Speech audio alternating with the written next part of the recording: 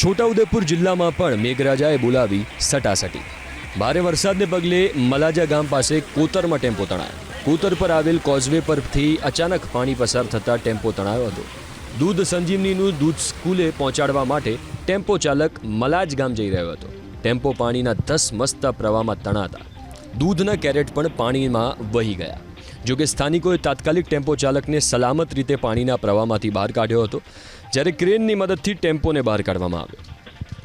છોટાઉદેપુરના જોડાવાટ અને મોટા રામપુરને જોડતા રેલવે ગરનાળામાં ભરાયા વરસાદી પાણી। ગરનાળામાં વરસાદી પાણી ભરાતા વાહન વ્યવહાર બંધ કરવો પડ્યો।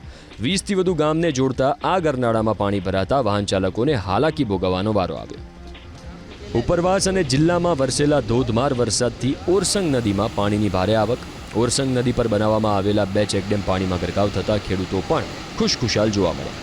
ગોધરામાં સરકારી કચેરીઓમાં જળભરાવની સ્થિતિ। જિલ્લા સેવા સદન, જિલ્લા પંચાયત, તાલુકા સેવા સદન અને જિલ્લા કોર્ટ સંકુલની બહારના મુખ્ય રસ્તાઓ પર વરસાદી પાણી ફરી વળ્યા।